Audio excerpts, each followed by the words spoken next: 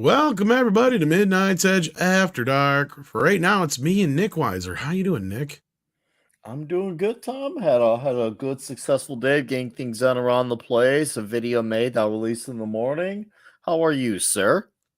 Oh, I'm doing the best I can.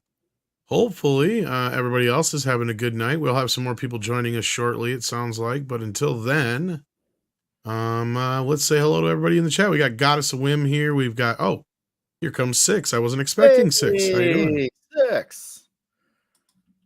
Hello. She's muted. She'll be back. I wasn't quite ready to come on the panel. Oh, all right. Sorry about that. That's okay. Well, I didn't expect you anyway, so hello. Hi. Hello. Glad to have you here. We are just getting started, actually, so saying hello to people in the chat, and Nick and I just watched the Leak Indiana Jones trailer. I don't know Okay. if you got a chance to see that yet. Yeah, I saw that earlier today. What'd you think of it? I thought it looked pretty good. Okay. It wasn't terrible.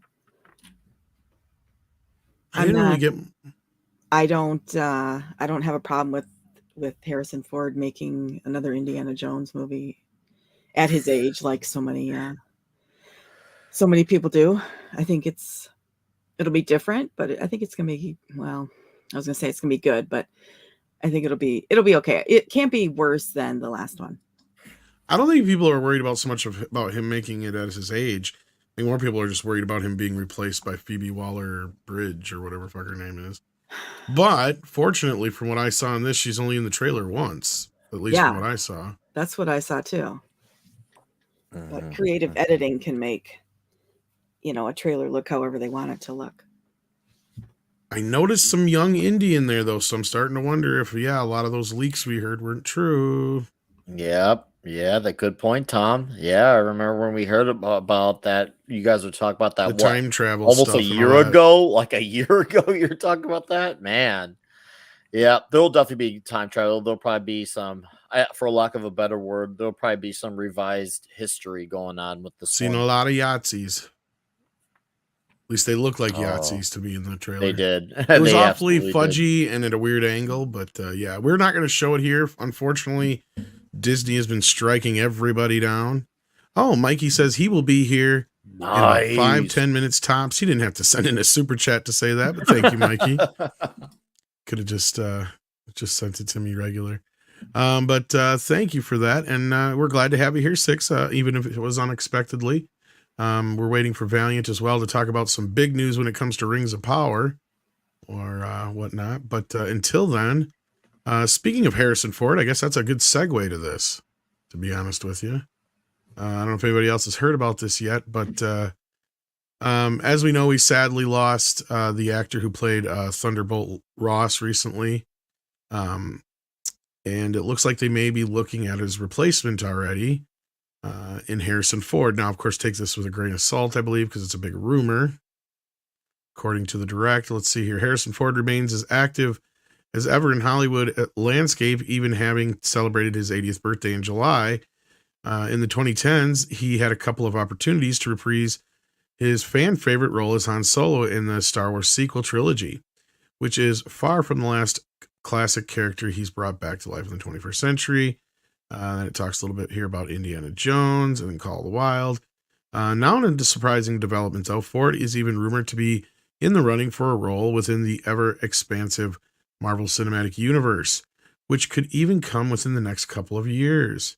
According to the Ankler's Jeff Snyder via the Hot Mic podcast, shared a rumor that Harrison Ford may be involved with Marvel Studios' Thunderbolts, which premieres in theaters on July 26, 2024. According to the rumor, Ford is, or at one point was, Marvel Studios' top choice to play a recast Thunderbolt Ross, a role that had been played by the late William Hurt since The Incredible Hulk in 2008.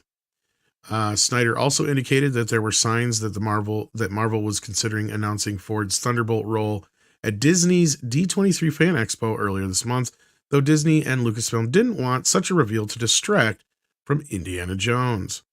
So with that comes a brief bit of news there. What's your guys' reaction to Indy coming to Marvel 6? Well, I'm glad to see that he's getting around. 6. That was great.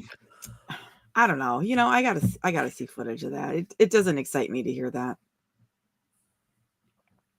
I think I'm a pretty good choice. Of course you do, Hair. Of course you do. I could use more money.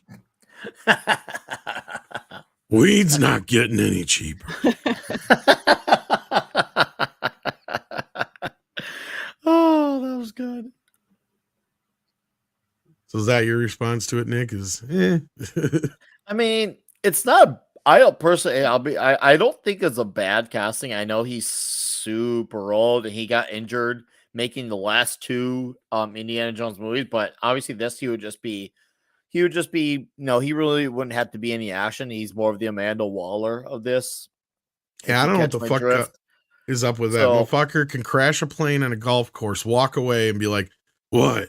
I meant to do that," and then fucking goes and does 2 movies and gets hurt. Yeah, both of them too. Yeah, both of them. So I mean, this would be an easier role for him to do. He probably wouldn't even have too much time to do. I mean, unless they decide, hey, we're gonna make the Red Hulk a villain, which they could end up doing.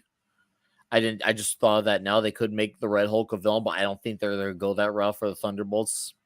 But we'll see. I mean, it's not bad in general speaking, but in the current phase bore, it'll just be a role for him to be there, and nothing great will come of this. I'm that confident, especially the Thunderbolts lineup is already a very terrible lineup. Seeing that lineup, I'm like, I think I'm interested in one character, and that's not enough to pull me in. You know what kind of role is a much more interesting role than Thunderbolt? Tell me. A pizza roll. Damn, you were close, 6. Sorry, I stepped on what you said. What did you say? I said a pizza roll. Oh, last time I had pizza rolls, I threw up. So I'm kind of deep dish pizza roll. Bill, you have those weird ones though. You don't get like the real Tostino pizza rolls that are not good for you. It tastes just like I get the Aldi. I dare you to buy them next time you're at the store, Tom. Nah, right after you just told me you got sick off them. That's okay, but I've had dozens of boxes before of them. I do the Aldi brand. The Aldi brand are way better than the franchise brand. It's not even close. They're probably the same damn thing. And then we had some more Marvel news here. It turns out that the Armor Wars is now going to be a fucking movie. Like anybody cares.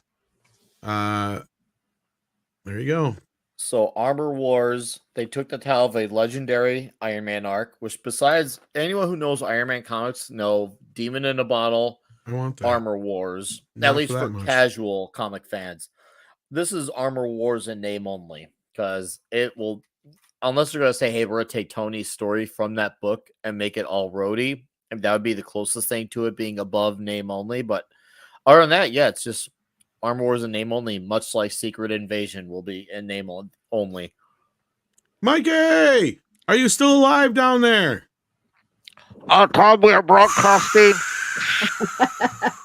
we're broadcasting. Me and Bambino are underneath the driveway.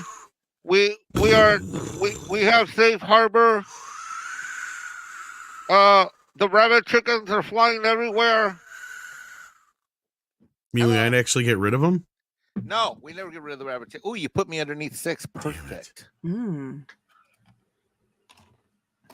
And I've been here 1 minute and I already have an HR violation. Sounds like you, Mikey. Seriously, what's it like outside, Mikey? It is. Yeah, how bad is it? Well, we had our first. The wind was so strong and knocked out. I have a picture of it here. Let me show you. This was our. Let me see. Let me put my pictures. Where are my pictures? The wind was so strong earlier today that it knocked out. I have this metal light in the front of the house, like when you drive in, and the freaking wind. Here, let me share my screen. A damn gust came. Yeah, no one cares about that anyway. Okay, well, so my light took out my light. It's windy. Bambino's scared shitless. He doesn't even want to go outside to pee. Yeah, and then I'm not the best at hurricane. Unbelievably, a Mexican from California is not the best at hurricane preparedness. Nope. Interesting. Nope. Yep. I went to bring in the tables from outside. I saw that. That's what I was talking about yesterday when I thought you meant. Did you see what you did? Yeah, and I shattered. Look, they shattered. Well, it's not working right, but it's. I shattered a 10 outdoor table, bringing it in. I'm not good at this stuff, you know. And then apparently I got chastised by buddy Elijah Snow, who lives in South Carolina. He's like, "Bring everything in." I'm like, ah.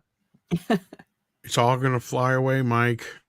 That's what he told me. I'm like, no, it won't. To the merry old land of Oz. I was like, no, it won't. It's made of wicker. Oh gosh, that'll really fly away. Yeah, that was. Oh, it will be destroyed, dude. Yeah, so everything's inside. Bambino's inside. He does not like the wind. My prayers go out to the people in Florida that have actually faced catastrophic damage. I've seen some crazy shit coming out of Florida. I've seen sharks in the streets, alligators in people's houses. Yep. This is like a freaking horror movie. Yeah. Yeah. It's And so I thought this thing was going to die over Florida, and then it hit the water. Now it's back up to Category 1 and headed this way. So tomorrow should be an interesting day. Well, hang in there, buddy. But I'm here, and I thank everybody for their support, and my prayers go out to the people that have faced the brunt of this thing, because in the face of the power of nature, there's not much we can do.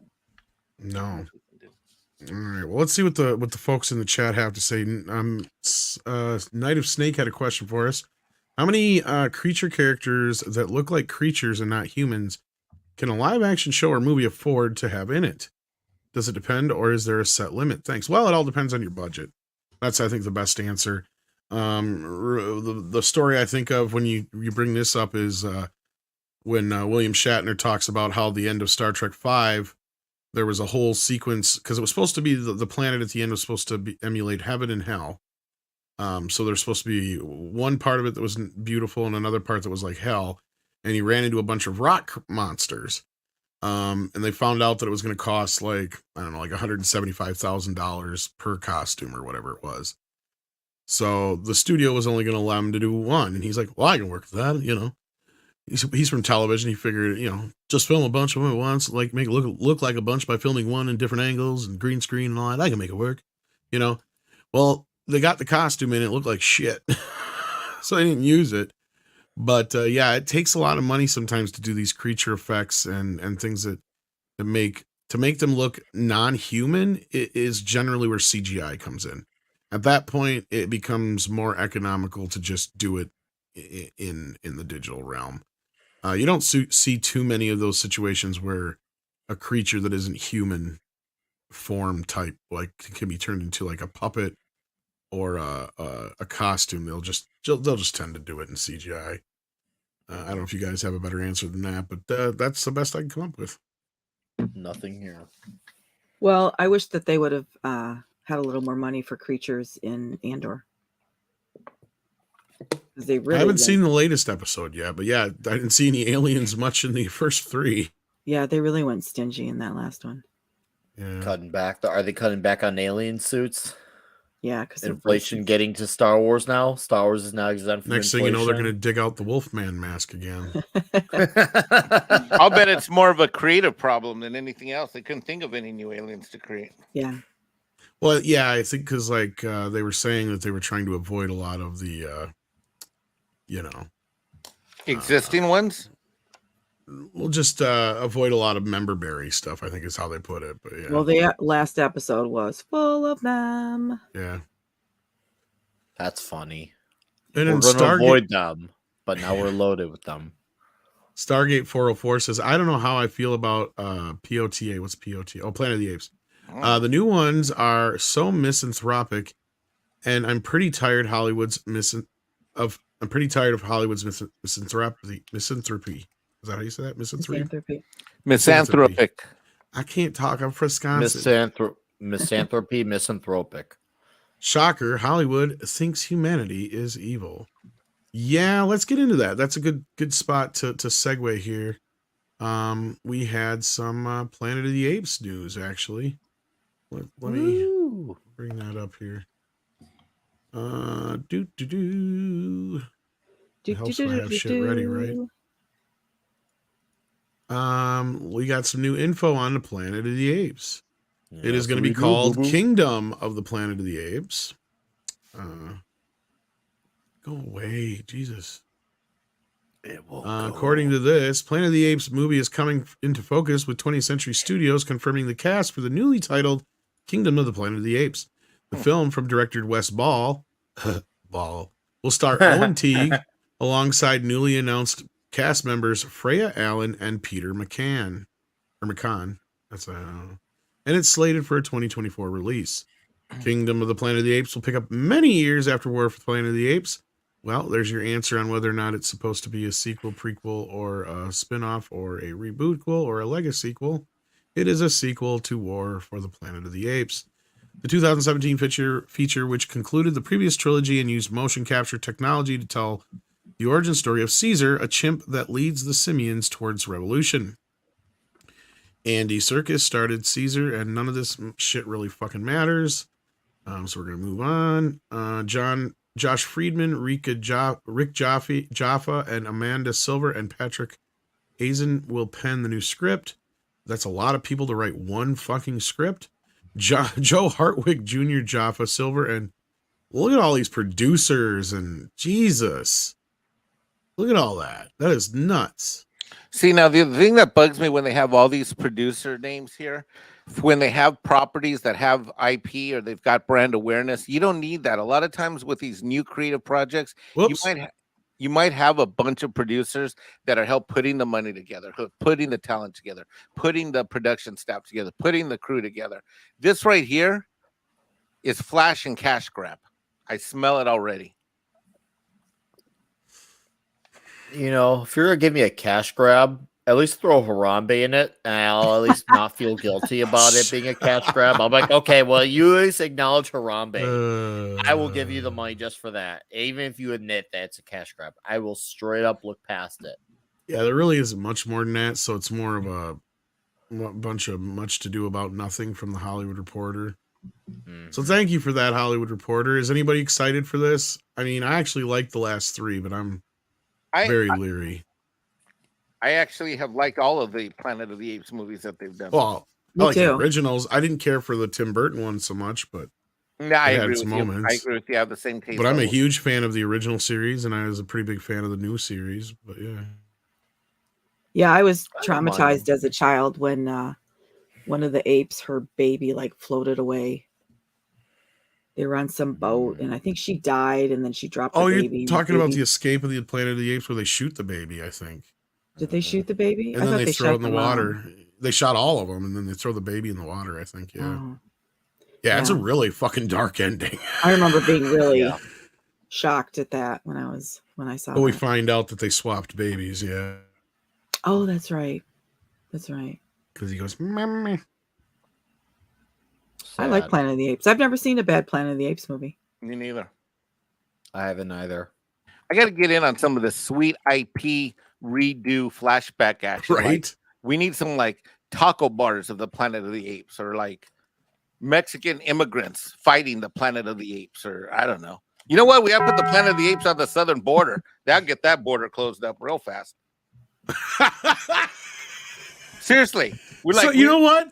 Honestly, Mike, what? I'm surprised they're not trying to make this new Planet of the Apes movie like an allegory for fucking immigration, to be honest with you. I'll bet it will be. How do you want me? Oh, Lord. I'll bet first of all the good apes are going to have black hair. Then there's going to be the undocumented immigrant apes. They're going to have brown hair, right? Well, that is just human and apes. They usually do that, but yeah. I mean, to be honest, yes, they did a lot of the allegory stuff. Here's what's gonna. Wait, I got an idea. I got a plot idea. Tom, plot idea. Okay. The dark-haired Planet of the Apes see that the white, racist, conservative white man is oppressing the brown-haired ape, and the dark-haired apes come in and provide liberation through a mostly peaceful uprising. Don't give them ideas. I know, right? Oh, fuck. Well, I mean, like I was about to say, I mean, the original films, they did put in a lot of the civil rights type stuff in there.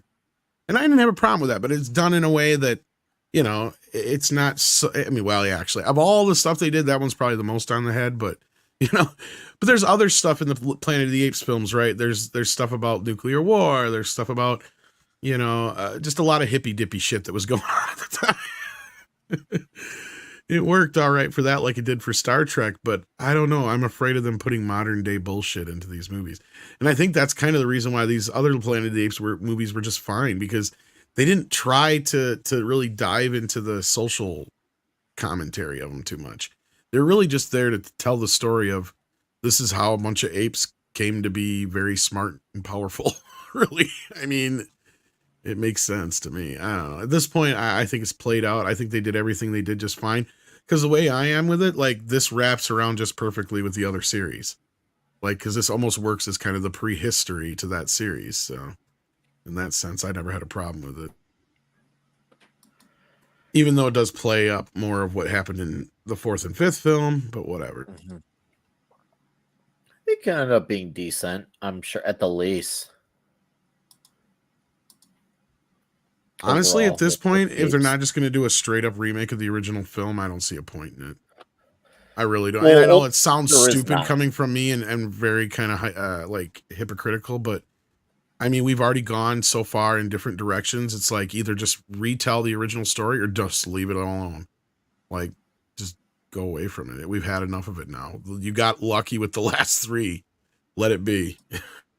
I think that's the thing. They don't understand the idea of, you know, being lucky anymore. They just now just see it as we gotta keep going. Or maybe if you think about it, they've not had a chance to, I guess you could say, subvert this franchise. So now this is just next in line, if anything. And I understand, Rob Altus, considering your icon, that the original was perfect. It is to a point. But here's the thing that I felt pissy about the Tim Burton one. Okay. Is I felt like, okay, you had one of the perfect guys to retell that story. We had Rick Baker, and we got all this new technology with the makeup and stuff like that looked amazing, right? Like, that's where I'm at. Like, you could have done it then, but now that we've gone that CGI route with the new films, I don't want to see the original either. I just want them to leave it alone. Like, I was just saying it at this point, if you're going to do something like that, go for it, but otherwise just don't. Because let's be real, the only thing that didn't age well from those original films is the makeup. I'll be 100% honest. Hey, we got Andy Masterson in the chat. How you doing, Andy? But anyway, anybody else to say anything about the Planet of the Apes before we move on? Well, I'm going to go see it.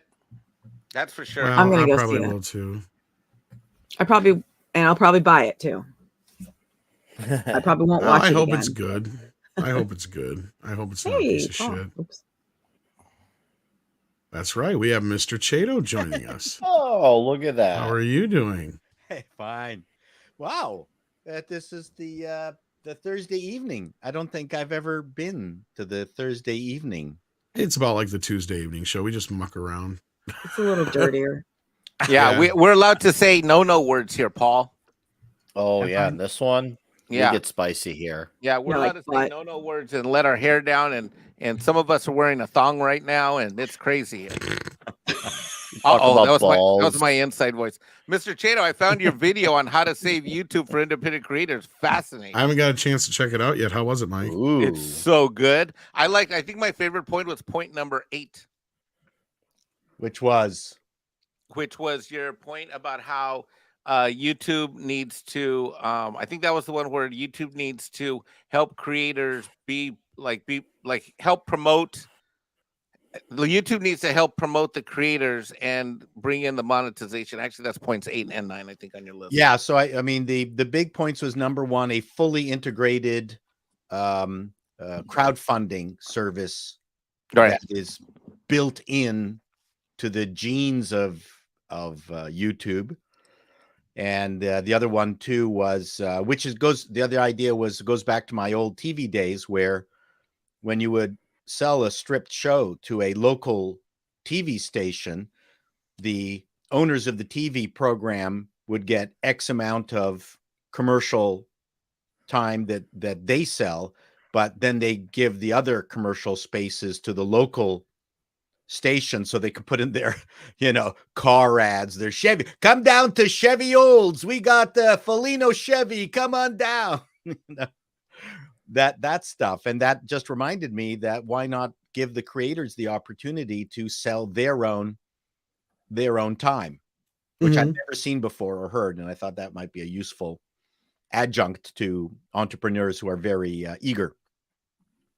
Yeah, I mean, it'd be nice too if they opened it up a bit more, or at least made YouTube ads a little bit more accessible to local stuff. I have noticed a bit more local stuff recently too. Well, I mean, that's ultimately my point. So I threw that out there for people to react, and the reactions have been, I didn't think they would be this universally positive. Yeah, I have to wait. I have to check that out. I haven't had a chance to check it out today. I have to wait till later, but yeah, it's almost like Paul knows his shit. I had a few comments like that where, wow, it sounds like you were actually an executive in charge of production. That's funny. Well, I can say words like IPA, independent producers agreement, that kind of stuff. Yeah, you were using the fancy pants language today. I was like, a pleasure to meet Six and Nick. Yes, hello, 6 and 32 flavors of Nick Weiser. I guess you guys have never had a chance to formally meet, although 6 has seen you from behind in the back room on the morning show. Whoa. Oh, my man. pants are down. It's a view of privilege. She complained about it at first, and then she stopped, and she just asked me for more batteries. I don't know. I told her to make USB charged ones now, but no, I'm kidding. Of course, she stepped away, so she's gonna get really pissy when she gets back here. She'll be back. I'm just kidding. No, it's nice to see everybody. You know what? That was a video that I did. Not to interrupt your flow, but I mean that's something I've been working on for months, and then brainstorming with other people. Just added these other little components, and yeah, I think the independent producers always have a hard time. And I think part of it too is because I'm used to the independent producers agreement. Part of the problem is that they don't know how to be professional. And I think if a system forces them into a mini IPA agreement that SAG can agree to, and I didn't mention this in the video, but if SAG can agree to an agreement that as long as you stay within this YouTube independent production ecosystem, then these easier rules apply, such as you can mix and match non-union union people. But as soon as you go out of this sandbox, then you got to follow the big boy rules. So that's the kind of thing that will probably take a year of negotiating anyway, just on its own. But I know this stuff. I've negotiated this stuff, and it would be really interesting to be able to try to do it. Well, now how do we solve the censorship problem, though? Well, people mention that, and I think it's the censorship is really a problem with the people who are hardcore trying to build their channel by being on the edge of everything.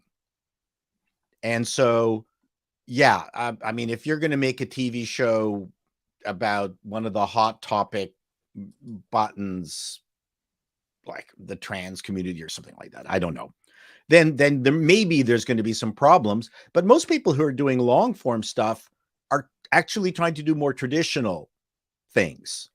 They're not in the same category as the rage tubers who are trying to build the channel that are constantly in trouble.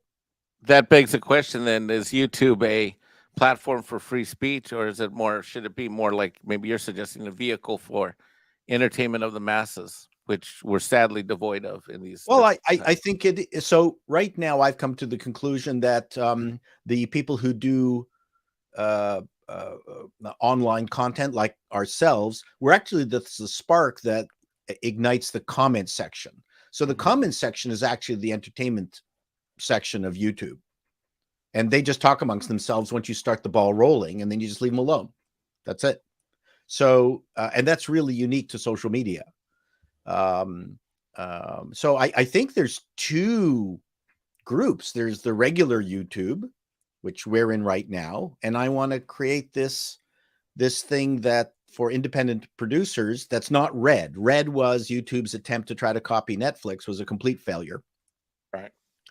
You can't just throw money at stuff. All you have to, the best thing they can do is create an infrastructure that lets entrepreneurial individuals succeed. And even Tubi, you can't go on and just, put a movie on it. Now there's integrators that you got to go through. So I don't want any gatekeepers. The gatekeeper is your ability to create an income out of the products you're creating. Number one, we know that getting income out of just AdSense is not going to work, especially at the very beginning if you don't have a reputation, which is why I've included the crowdfunding tool directly. The other part of the crowdfunding tool is that maybe you've got people who will provide you money, but it's an advance against earnings, and YouTube should be able to manage that also. So, well, it seems like mostly what you're doing is your strategy basically takes YouTube where it is now, where they're likely to suspend people based upon quote violations that no one really knows what they are, but they're just not advertiser friendly, which is all that YouTube cares about, or seems to. And what your proposed solution is to realign this distribution medium so that it's aligned with creativity and quality production. Correct. Exactly. There is no value in not creating quality in the long form format. That's exactly right. You can't, if you're putting together a 10 show sitcom, a 22-minute sitcom, you can't shit post it every week. Like, you have no energy. You can't do it. You're not going to go anywhere. You got to follow the rules that allow you to build character and story. There's no value in being, in that category that gets you canceled in YouTube. So I don't see that a problem at all. Well, that's very interesting. Well, I suggest people check out that video, especially if you're somebody who's getting into YouTube. And oh shit, Six is back. I didn't say nothing while you were gone. What the fuck does that mean? I don't know. He's just screwing around. He's trying to get you, and he's trying to incite you. Oh, she'll be back. There you go again. Well, while we're waiting for Six to get back here, I'm sorry, Six. And then I just posted my my review, my combo review of Andor and She-Hulk. Put together. I have never heard less enthusiasm in your voice for a review as that video, Paul. I like you literally were like, I feel like you got an espresso, came back, okay, I'm going to do it. You hit record, you're like, oh, I didn't like that. Okay, I could make this perfect. Ah, fuck it, I'm just going to finish it right now and just get through and post it. Like that is the least scripted, least prepared, least enthusiastic. Like, you weren't even moved to be mad. No, you're absolutely right. Your instincts are correct, Mike. I watched She-Hulk only, and it was so bad. And I told Tom before show, like, I knew it could. I'm not gonna be one of those guys like, I didn't think it could get worse. I knew it could. It's just watch it was the ultimate bore fest. I was like, and the thing is, they tried inserting a bunch of like Z-list Marvel villain characters, which some of them I actually know of and I like, but just seeing them in the setting that they were was just very disasterly to watch. I'm watching this, I'm like, I am bored. And I it's very rare when I'm watching a show, even if it's bad, where I'm making a face of annoyance. I'm watching the entire episode, getting annoyed more and more by a minute. So I'm like, these writers, they care about therapy and wanting to be validated all day, every day in their echo chamber. And we're pretty much seeing what their lifestyle is translated into television, because clearly they've not, even though they claim to have looked into source material, it's clear that they did. They were probably told very basic things like she breaks the fourth wall, she's Bruce Banner's cousin. They were pretty much told the face value stuff, but didn't go beyond that. It's terrible to watch. It's fucking terrible. I felt like a worse person coming out of it. I should not to feel terrible about my life coming out of it, but I did. Well, I was hoping Daredevil would be in it. Go ahead. Sorry. Ultimately, it's about anything can find an audience. It depends on whether they find enough of an audience. So I have read, there's lots of people I have had communications with who really love it.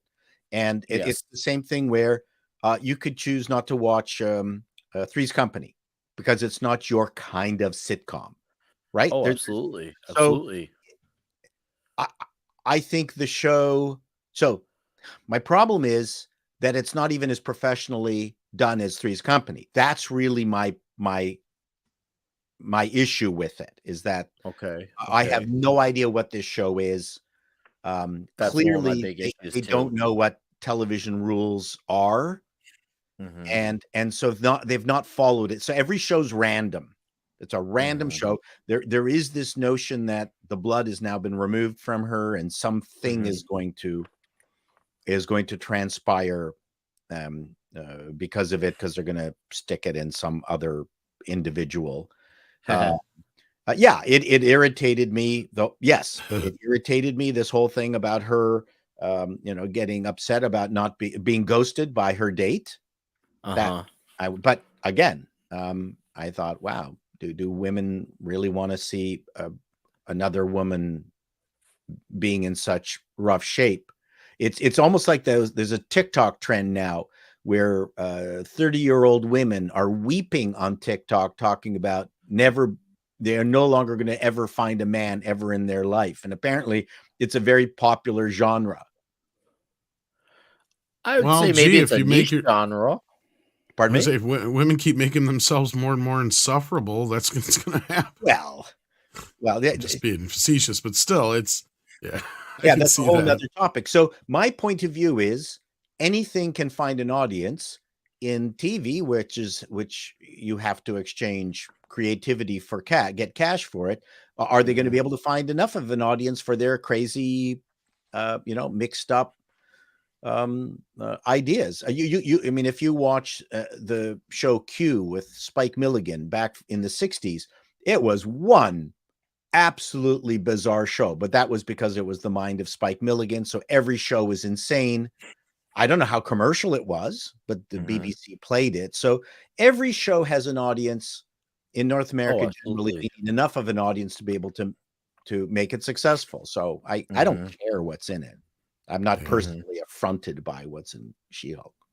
Okay. I'm just I sick and mean, tired of women writing other women characters as idiots, basically. Yeah, but just watch the show. Yeah. No, I know, and it sucks because there are people who are fans of it, and I feel bad for them. And as far as the character initially, I mean, and because as I pointed out before, She-Hulk, I know, is a very popular character among the pantheon of like Wolverine and Deadpool and all that stuff. She has a cult following within Marvel Universe, or and those of us with the writing background who have developed sitcoms, we look at it and go, "What a lost opportunity!" Number one, develop the legal super human division of the company properly. Lay out who the other employees are. Maybe they've got powers, maybe they don't. Give them each a very distinct character, and then every single week we've got like a Barney Miller perp of the week. And see, I could roll with that, Chado. Even if they laid off the superhero stuff and focused on the law stuff, I could roll with that because then you'd have to think of some really smart cases for her to work around. That would be great. I would love that. And I would my love point that. is, it's not hard. And I don't know why they made it so hard. And I think it's because they're just ignorant. And the script doctor and I were spritzing on what some of the episodes could be. And it's two superheroes. Let's say the Matador and the bull guy. They caused local damage because they were beating each other up, and now they're in court. They want to get off the fact that they're causing damage, and who's going to pay for it, and et cetera, et cetera. I mean, that's the kind of stuff where they could bring in this fifth level goofy superhero. Or like the one I like always say is where you have like a sidekick trying to divorce themselves from the other superhero. Yeah. And the sidekick wants to take his IP with him. And the main superhero is going, exactly, yeah. No, I own your identity. Well, fuck you. No, you don't. I am Bluster Boy. No, I created that IP. Bluster Boy is a derivative of Bluster Man. And yes, you are part of you. Anyway, so the thing is, there's so many things that they could have had fun with and we could have seen Jen as a competent lawyer. It Yes. drives me nuts not seeing a competent woman. Like, she was set up as a competent That's woman. what I'm saying. Yeah. And it's like, okay, but you could have both. I mean, she's competent as Jen, but then stumbles as She-Hulk. I would like that. See, that would be a nice contrast too, and that was kind of what made her character in the books. Like, I know you don't. Sounds like you don't know the material as well as I do. I But just bought a she whole bunch. loved being. I she bought loved being the $100 She-Hulk. worth of She-Hulk. I have to get She through. loves it. Like, she embraces that because where Banner hated, being the Green Goliath, she loved it because it balanced out her insecurities she had as Jennifer Walters. So yeah, that is another dynamic that could have played off well. All these things could have been good, and you're listing off traits that are there that they could just do It's more. all there, with and the superheroics. they don't even close the loop on their own setup. So I don't know if you saw the episode where she went to the superhero designer. I did. So it should have been Edna Mode. First of all, I think it would have been hilarious if it was Edna Mode from the Incredibles. I love the Incredibles. Fantastic. And so first of all, this guy doesn't want to do any work with her because she's not famous enough. Fine. I mean, that's a pretty good little shtick. How does he get convinced to create an outfit for her? Well, the Fran Drescher character bullshits him, and then he says, okay, terrible writing. The lead character has to solve their own problems. So the idea that Script Doctor and I had was he's dressing a super evil villain, doesn't like the clothing, and refuses to pay right there in his studio, starts causing havoc. She-Hulk hulks out, beats the living crap out of this evildoer, makes him pay, like right there, and then chucks him out of the place. And then the designer goes, "Oh, well, thank you very much for helping me, She-Hulk. Okay, I will do your outfit." Doesn't that make it makes a lot of sense. It almost reminds me of, so I'm assuming you know who the Critical Drinker is. Yeah. So what I'm going here is that he does this series of videos called The Drinker Fixes. I think we're going to need a Chato and Script Doctor fixes She-Hulk. Yeah, we could do that. You just fixed the show in almost at least by 50%. What's sad is a lot of this stuff is pretty elementary storytelling. That's the sad part. You can do elementary storytelling. It's just no. But what I'm getting at is like my point is this: hey, Tom, it shouldn't be that easy. Brilliant. Don't. It shouldn't be that easy to we've rewritten the show 12 times. Yeah. Right. So I don't necessarily like to do that because the show. People could like the show exactly the way it is, but I think it could be. I think it could be better. But now, old school. I like rules. If you want rules properly done, watch Reboot. Another Disney show. Yeah, I was gonna say, like, here's a comparison to something like She-Hulk. To me, She-Hulk is like a slam dunk, right? It's an easy show to get your head around the concept and come up with a million ideas. Yep. As opposed to like Rings of Power, where I wouldn't want to touch that with a 10-foot pole because you have nothing to fucking work with. Right. Correct. It's a creative dead end.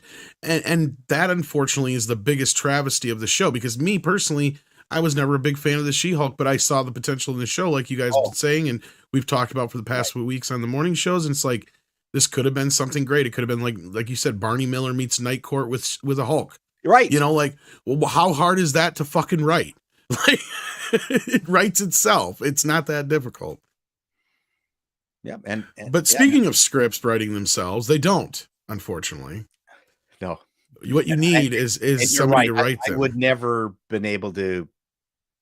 I would not have been involved at all with ROP.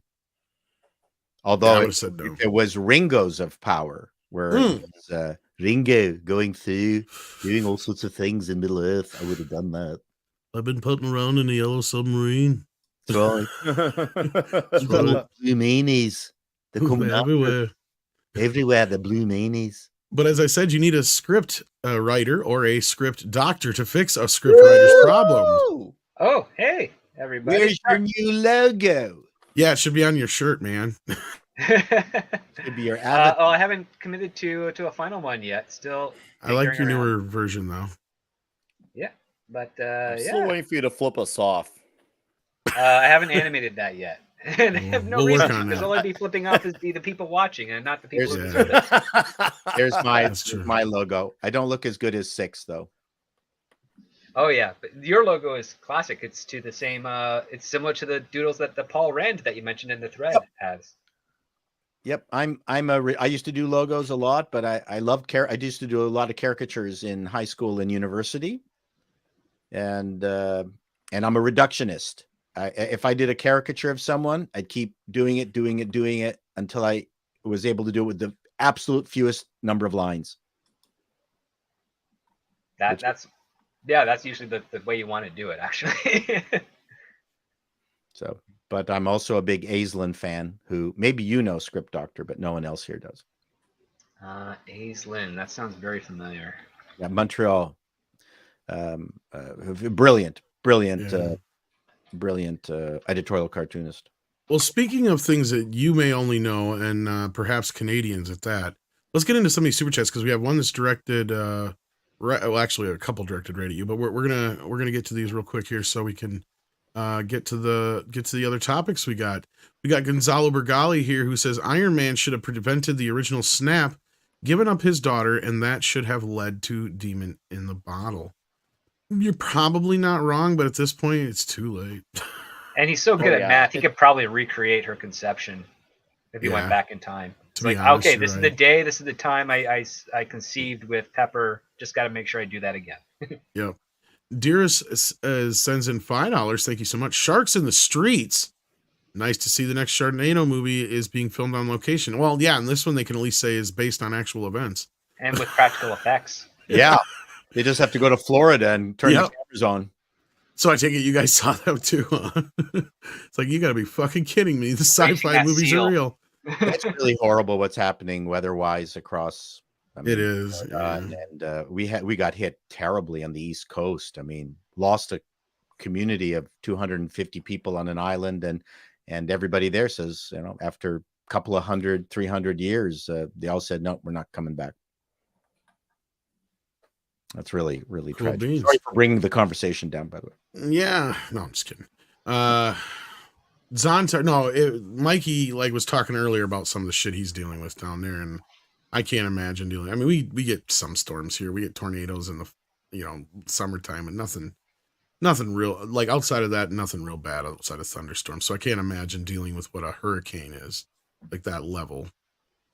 We've never come close. I've been to a few that have really washed out a lot of neighborhoods, so it's not pleasant at all. We've had floods, but that's the closest, right? Like we've had dams break and things like that, and but other than that, I can't imagine. I've seen people in cities swim in pools that formed underneath underpasses, actually in Toronto and in Hamilton and in Burlington and other places where we've had way too much rainfall too quickly. So it's not. It's a sight to see, but really it's not a great situation to be in. No, I wouldn't imagine so. Zontar says Agents of S.H.I.E.L.D. was canceled, getting twice the live viewership of any D+ MCU show at 1/10 the cost in medium, making more money per view. Well, you're talking about the ABC show. Yeah, the network model. We're going to get into that in a little bit here. Actually, not for this show specifically, but into the whole difference between streaming versus actual viewership on cable and television. Streaming needs to gain the discipline of what the network producers and the networks themselves apply to the shows. It's horrible. It feels like you're in a vice, but it turns out good stuff. That's the thing, though. Turns out good stuff, and you're done after 7 months of shooting. You're exhausted, and then you got a bunch of months off, and then you come back and you just start again. Is it the CW part of network TV as well? Yeah, technically, but they had with their shows too, like Batwoman. Dude, look at the numbers on that. They had a different metric. No, that's the thing. They're like a cable network to a degree.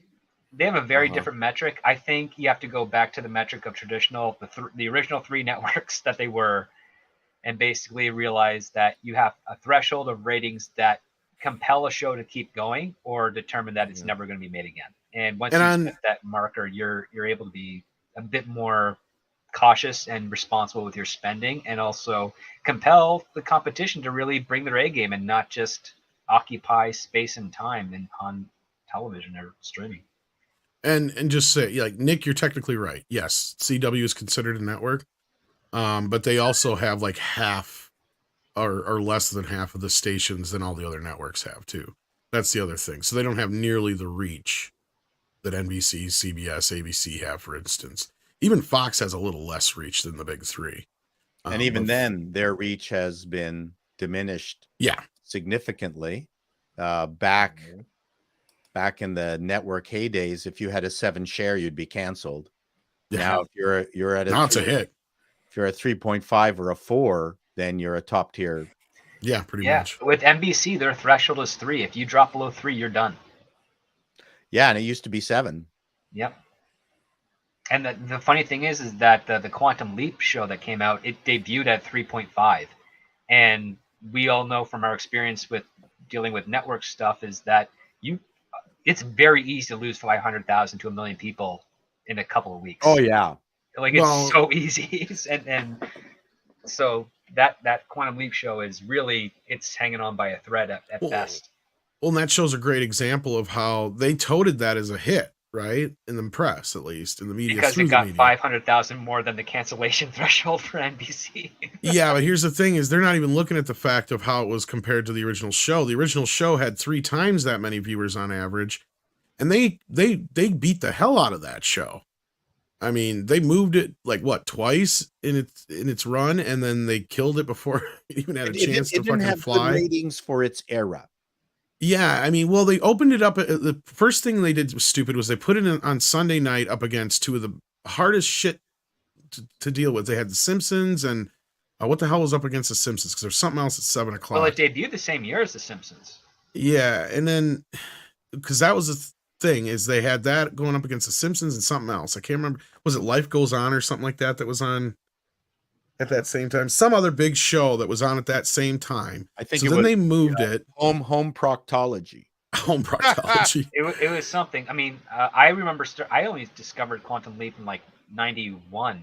So like right in the mid of its run on reruns and syndications. So. Yeah, and it was big for its premiere, but it was unfortunately it was up against The Simpsons, and like I said, they'd already gotten a huge boost of popularity because they'd been a sketch show on the Tracy Ullman show for a few years prior to that. Well, Simpsons was a phenomenon when it came out. Like I don't know if people realize how big of a thing that was. Oh, no, I remember.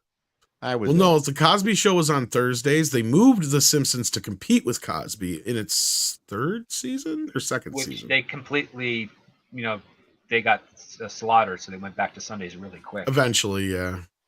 Well, they stood there for a while, actually, Script. They stayed there for a couple of years.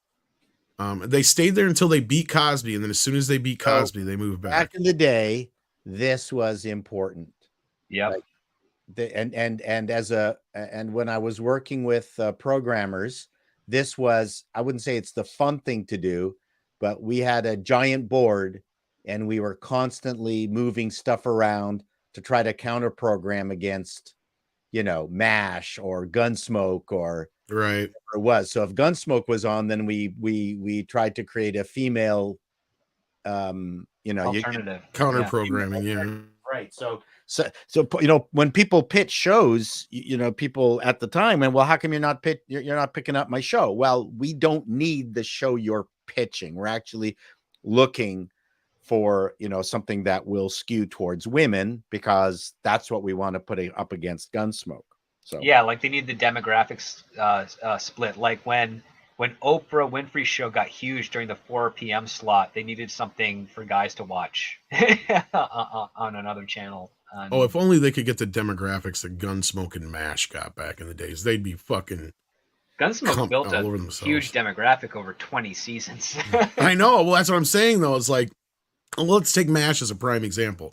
MASH was one of those shows that, I mean, I don't know what their weekly average was, but I think it's still the most watched finale of all time, isn't it? Yeah, I believe so. Yeah, I think because it beat the Newhart finale. Yeah, it still has yet to be beat. I think the only thing that came close was like somewhere between probably Big Bang and Game of Thrones. Maybe is the only thing I can think in the recent years it's come close. And before that, you're right, it had to be like Cheers, maybe Frasier, perhaps Seinfeld. Was Seinfeld. pretty big, yeah. Yeah. I see you said Seinfeld at the same time. So yeah, like one of those three probably. So yeah, that's the thing is they don't that's what I always say when the networks shows don't get the eyeballs they used to anymore because No. they're so spread out. And that's going to lead us into the other Rings of Power story I was hoping to do when Valiant got here, but And because we'll see what's yet. left for the networks is American heartland. The shows have gotten more and more safe, and there's not really any kind of energy put into unique products. That's one of the problems. They're cutting their nose off to spite their face, but the problem is that they're catering to the demographic that's still catering to the mass demographic. That's what's left, because nobody here is watching network TV regularly. I do ish, but who here watches network TV? Well, actually, quite a I few do. people do, but I was watching late last night. I was watching the Travel Channel, and I was watching Terror in the Woods. Well, those are both cable channels, actually. Yeah, no, network. I'm talking about ABC, network. NBC, Well, a lot of people still ABC, watch sports. NBC, CBS. I mean, sports is probably the number Oh. one draw. I would say still football. Yeah, that's it. I'm glad Tom mentioned sports because I know many people who use dominantly streaming service, and all those ones who I know that, or at least most of them, I meant to say, they are hanging on to network TV because sports. If sports had streaming, cable would straight up be obliterated. Me myself, I have not had network TV since 2011. So I got up before it became more dominant. But yeah, I at one point in time I didn't even have a TV around. But yeah, TV's just not what it once was. And I'm not saying just for the quality, but it's not as interesting. I would say after sports, the number one thing that keeps people on is local news. And then in the other side of it is just there's some people who just like having a television. It's just it's different than jumping on the streaming thing. And that's the number one complaint I hear from most people about streaming is I'll sit there and I'll spend more time searching for something to watch than actually watching something. Right? That's the number one complaint I hear. It's like that's why I still have cable, because dude, basically, like, doing streaming shit is like a project. If I didn't have the app called Just Watch that Chris Gore told me about, I probably wouldn't watch half the shit I watch anyways, because that little Just Watch app that I have on my phone, I put in what I want to watch, it tells me where it's at, then I know where to go. Other than that, I'd be like, where the fuck is, I think there's a stat that in terms of total minutes watched, streaming has just outstripped cable recently. I believe I would not be surprised at all. Yeah. That's fairly recent that streaming is now outstripped cable. So this is one of the things that Zaslav, which no one has been talking about, but I've been keenly aware, is that Discovery is all cable. That's where most of his money is coming from. But the Warner's thing and the HBO thing, it's a move to move all his other products into streaming. See, that's the thing is a lot of people talk about, Warner's is broke this, that, and the other. They forget how big HBO is. HBO is the number one subscribed pay channel in the world, as far as I know. Last I checked. I do think insane. Number one, I think the company's bleeding more than he anticipated, and number two, he did not expect the cupboard to be as dry as it is. Those are things I'm sensing. Yeah, he's going to learn a lot over the next year, because I predict there's going to be a number of huge mistakes and bombs coming from Warner Brothers. Yeah. Well, let's get to the rest of these super chats here, so we get to these stories, because we got a couple more, and they're They're starting comics' show a little earlier now, so yeah, that's going to change our Thursday nights up for us. Mr. Tickle Trunk says, Chato, After Dark shirt off, and I'll drop subs. He wants to see that chesticles. Well, my shirt. I've got one. A dark there shirt. You go. He did under it. my dark. Yeah, it's getting cooler now in Canada. So Yeah, can't be doing that. His nipples will freeze permanently hard if he does that. I was really close to getting a tan this year. Just needed another 4 months of sun. Randall Orser says, Paul and Mr. Tickle Trunk, what do you think of Mr. Dress Up documentary? Oh, I think it's a great idea, but it's Amazon that's doing it and not CBC. Yeah, that's a shame. Well, the CBC won't do it because they wanted to change Finnegan trans, and they refused. So there you go. I have no idea what that is. I saw him live in Hamilton Did you? Decades ago. Yeah. I never saw it was an awesome show, too. I hear he was a really sweet guy. Yeah. Mr. Dress Up. Yeah, he was again, he was, a holdover of that great era where all the networks had kid shows. Even the local shows had kid shows. Okay. The Channel 7 had Rocket Ship 7 with Mr. Beeper and who was the robot? Promo the Robot. Promo. And when I was a kid, I had no idea that Promo the Robot was ironic. I went, oh, Promo the Robot. I had no idea that it, Promo. And Rick Azar, the sports announcer, was the guy who was on every Saturday. He said, I miss that really simple era. I mean, I know we can't go back to it, and it's I'm being silly. But it had a charm to it, like Total Mr. charm. Rogers, Mr. Dress Up, The Friendly Giant, Captain Kangaroo, like all those shows were something. The equivalents down here would be like on YouTube does a lot of inadvertent tributes too by like calling out all the names in the chat, which is great. The equivalent down here would be probably like we had Bozo out of Chicago. Sure. Yeah, we got Bozo up here too. Yeah. Yep. There was a few others they had around that were kind of regional. But it was a simpler time, and it was kind of neat. And the odd Bozo would be caught in an airport washroom. Place where you could drop off your kids for 2 hours. Space Angel cartoon. It was fun. It was a different era. Now the kids' cartoons are quite they're lame, dumb. Oh, they're just some of them are fantastic. Stupid, I mean, there were some of them are right. Depends on who's working on them. Yeah, I mean, it feels like I think the aggregate, because there's so much oversaturation with all the genres, we feel like we see more hits than we do. We see more misses than we do hits. Well, I can tell you the quality from cartoon wise, because my kid, what he watched growing up compared to what we had, way downhill. The only kind of stuff that I would discover that he would watch that was actually seemingly worth a shit. I mean, you had like SpongeBob that actually had people behind it, for instance. But otherwise, unless they had somebody who had like worked at The Simpsons in the early years or something like that, or SNL or some kind of pedigree behind it, a lot of my kids' shows were just nothing but fart jokes and toilet jokes. Like, it's really horrible shit anymore. There is some good to be had out there, but some of it is just dumb.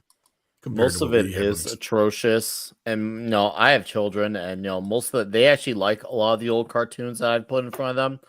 One of the few new cartoons that's around this household, you may have heard, it's called Bluey.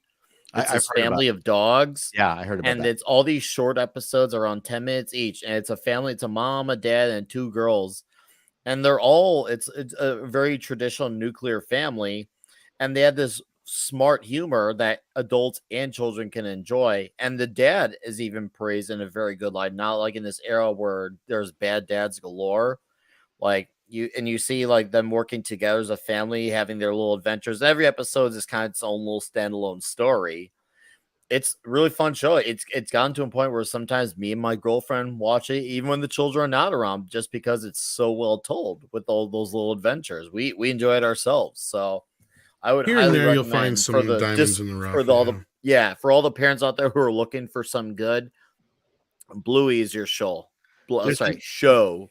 There's another one my son actually turned me on to, and it's hilarious. It's called you've got a young man who's quite chatty and inventive, and a friend who's quiet, and the sister is always trying to catch him doing something bad. Mom, look, he's building a spaceship. Mom, you got to see Oh, this. that's one of the ones I was referring to earlier, I think. Oh my God, is it well done? Can't Dexter's remember. Laboratory? Pardon me, what? Dexter's Oh, that's Laboratory? so good. No. No? Oh, okay. It's got a weird name. Well, it sounds like a very similar concept then. But it's Because that was one of the ones I was thinking of. Oh, Invader Zim says Mr. Tickle Trunk. Is that it? nope. He's got a pointy Okay. nose. The main kid has got a really pointy nose, like Spy versus Spy. Phineas and Ferb? Phineas and Ferb. Thank you. Oh, that was a good show. And seen that. man, oh man, So, yeah, I think that was one my kid kind of watched too here or there, but he was more into Dexter. So I can't believe Ren and Stimpy actually was on air for a while. and when I Right. mentioned, I was like, because I was saying, I think Dexter's Laboratory has a couple of the guys from The Simpsons who run it, if I'm not mistaken. But member chat from Larry, how you doing, buddy? He's been a member for 13 months. Says they've never made the story from the original book, Apes and Futuristic Society, etc. This is true. They did kind of touch on it in the animated series, but not too much. But thank you for being a maximum effort puppy, and for that member chat. Jeff C says She-Hulk's second best friend would be Vaseline, so Titania's hand will slide off She-Hulk's hair. The people behind the show don't know how to create a real girl fight. You know what? I'm glad that he mentioned that comment, Jeff, because that reminds me of when we were talking on Toxic Tuesday 2 nights ago. There's a really great female fight in Total Recall between Sharon Stone's Lori and Rachel Takut's Melina. It's like actually a really damn good fight. And that came on 1990. And you watch it and you're like, dude, this is actually a kick-ass fight. And then you see this stuff in She-Hulk, and it should be blowing away what was done in 1990. But here we are, 32 years, and it's a regression. Yeah, I mean, you've got a live person trying to fight some individual in a blue suit. Actually, I saw the stand-in for Titania. She had a picture. I don't know if I can find it again, but the chick is like huge. They should have just gotten a tall woman to be. They do. They have a woman. It's like she's a complete stand-in for her. She's like a real full-size. You mean for She-Hulk? Yeah. It would actually be She-Hulk and not just have CG. They should have just painted her green by the looks of it, man. Oh no! I probably did that for framing reference too. Yeah, that's pretty much what it is. They've got her in the same outfit, but just like miniaturized, or well, I mean, it's the same size as the actual outfit, but it's just stretched out to make it look like it's on the She-Hulk's body. But you can tell from her body shape that's who they're using for the actual model. Oh, interesting. Yeah. I wish I could find the picture so here. Silly that they're just not filming her and then just compositing Tatiana's face. Exactly. On her body. That's what I was thinking too, by the looks of it. I was like, what the hell is that? They did with Ryan Reynolds in The Free Guy. That worked really well. If they could have done that. I want to find this picture. Remember The Free Guy? They stuck Ryan Reynolds' face onto the muscle builder. Yeah. Seamless. It was fantastic. Well, if not, I mean, the muscle makeup they did for Bill and Ted and Bill and Ted 3 was damn convincing too. Yes. When they were in the prison scene. Yep. Yeah. You didn't even have to do CGI for that. Nope. God, I wish I could find this picture. Damn it. Let me see if I can put a rubber suit on Milani, though. I mean, she's no 5 foot nothing. She-Hulk with. Where is it? I just saw it earlier. I should have grabbed it. Damn it. Is this her? Yeah, this is the chick right here. Well, this is her without Titania. She actually has her face painted green. I want to see this. I want to see. She's 6'5". I thought she was taller than that, but that just shows you how short Titania. 6'5" would still be passable. Well, yeah, that's pretty tall for a woman. 6'7", absolutely, yeah. What? There you go. They should just had her be She-Hulk. Yeah. Wow, she's Are cute. you freaking kidding me? Tom, I'm willing to be an ambassador from Midnight Stage After Dark to launch the communication and the recruitment process. I just need to put on the company credit card, and I will be right over to talk to her in person. But she doesn't look like she just looks like a tall person. She's not a bodybuilder. Bodybuilder, yeah.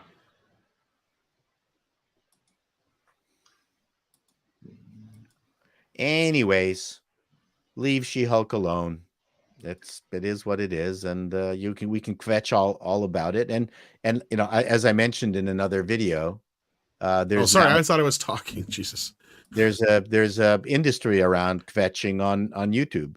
So I mean, it is what it is. Here you can see her with the clothes, the smaller version of the clothes, like I was Yeah. talking about. There you go. But yeah, you can clearly tell by her body shape and the way she was standing. I wish I could find the picture I was looking at because you could tell. Yeah. Yeah. So I'm surprised they're not just putting her face on it. It would make more sense. Well, you know what? They probably had those discussions, argued about it, and then they made a decision. Mm-hmm. The decisions are tough, but you got to make them. Then Marks 47 has been a member for 18 months. Holy cow, at the minimum effort puppy level. Thank you for that. Marks 47 says, was Chato Ed Gruberman in Taekwon Leap boot No, to the head? I was not Ed Gruberman. Rick Green was Ed Gruberman in Taekwon Leap, which is boot to the head to all you Americans who yes, listen to Dr. Demento. I was the guy after Ed Gruberman who said, well, Ed Gruberman could not take you on his own, but if we gang up on you, we can get you. So we hacked our sensei, but then I have that. Boot to the head, boot to the head, boot to the head. What is the lesson that you've learned, class? Don't attack you, master. That is the way the water flows, young. Anyway, whatever. I actually very, have very that from the funny Dr. Demento album. Oh yeah, that was huge at one point. The Taekwon Leap. I remember going up to Sudbury because my wife's relatives were up there, and walked into a dojo. I can't remember why. I think a friend was working there, and I heard two people arguing with each other. And they said, "Well, yeah, you're the one who broke the tape of Taekwon Leap." "No, I didn't break it." "Well, if you didn't play it for every fucking goddamn day after every single lesson, then you would still have it." "Yeah, well, you were the one who fucking broke it and everything else." And I just sort of like took down the address, went home, with CD of Taekwon Leap. Oh, that's awesome, dude. So, That's awesome. So that was fun. But yeah, there's back when we were famous and actually worthwhile human beings, and you know, now I'm done. I'm washed up. Whatever. You're hanging out with You us. say I know washed that's, up, but you talk so well. Are you not as kidding cool, me? but hey. He's not drunk on the floor trying to eat a hamburger. with my daughter on the phone. That's right. You want Tell me that- pancakes? Yes. Mr. Buttcrack Media has been a member for 2 months and gifted 5 Midnight's Edge After Dark memberships to the Tweaky Kid, Dakin Black, Curtis D of Montana, War Monkey, and Cryam, if I'm saying that right. Congratulations. Thank you so much, Mr. Buttcrack Media. That was very generous of you. Action Com says, who are these guys that did horror movie nights, i.e. Dr. Paul Bearer in Florida, Chili Billy in Pittsburgh, Svengoolie? Halloween is coming, and I'm feeling nostalgic. Actually, the guy that took over Svengoolie is on my TV right now. The rest, I couldn't tell you. Otherwise, you have like, I know Elvira pops up here and there in places. I think she's been doing stuff for Shudder. And that's also where you can find Joe Bob Briggs. I'm sure they're still out there. If not, I wonder if a lot of these people might even have like YouTube channels that are dedicated to a lot of their stuff if it exists anymore. That would be my first guess to check it out, unless anybody else has any other options. No? Okay. That would be my best suggestion. And then Lord Kamina has been a member for 6 months at the minimum effort puppy level. Thank you for that. Lord Kamina says, I grew up in Cartoon Network's golden age. Yeah, there you go. And also, I think a lot of it was computers made animation so much easier. So then I think they put a lot less effort into a lot of the shit too. Yeah, that's true too. Yeah. Huron of Alexandra says, that woman should have been She-Hulk. They never give tall girls the roles we were made for. There you go. That's coming from a tall girl, evidently. That is fair. She could be She-Hulk here on. Yeah, she's got the facial structure for it. Looks quite nice in that profile picture. There you go. Nicholas Horton has been a member for 15 months, the maximum effort puppy level, and says, Hail Midnight's Edge After Dark. Boom Studios did lots of comics that helped expand the universe of the original Planet of the Apes movieverse. They were pretty good read. I'll have to look into those maybe if I get some time. Thank you for that. Then Mecha J says, She-Hulk will just be another MCU Disney Plus show that few will go back to when it ends. It just doesn't have the rewatchability. No, it does not. Oh, I agree. But yeah, I don't think there's any Disney Plus Marvel show that has rewatchability. No, Mandalorian is close. I watched it twice. Speaking of watched season 1 twice. Now season 2, I feel like it had better highs, but as far as the flow of the season, it felt a bit messier because even like at least when season 1 started, it felt like the opening of a show. Season 2 just kind of felt like a middle episode of the season. It kind of felt like an episode of Rifleman. I didn't mind. Well, speaking of rewatchability, all of a sudden out of nowhere, the Jurassic World director, Colin Trevorrow? yeah, which would be Colin Trevorrow, says that the series probably should have ended after Spielberg's originally. Wow. Now Kinda he dumb. says it's after the $900 Yeah. million are Even though Jurassic World Dominion just crossed $1 billion, and that's a weird thing. Yep. I don't know about this. I think Trevorrow's got a pretty bad take here on this, but I mean, I'm not going to say that he's not nixed a bunch of his contracts that he had. I think that's a funny line. The series should have ended with the first one. And I made the last one and the one before that. The one before that, I mean. Yeah. Yeah. But I just thought this was funny, and I thought this is actually a little bit more open for a little bit different kind of conversation, because clearly the Jurassic Park franchise, sure, you could make an argument all the sequels sucked for the most part. But you know what they did do? They made a shit ton of money.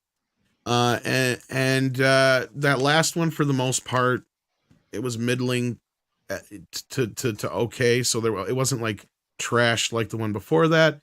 The franchises we talk about often, though, that I feel like aren't franchisable, or I feel like don't have much more than 1 or 2 movies in them, those are the ones I think that we should talk a little bit about right now. Well, I will posit to you that the reason the other Jurassic Parks worked was because of Chris Pratt.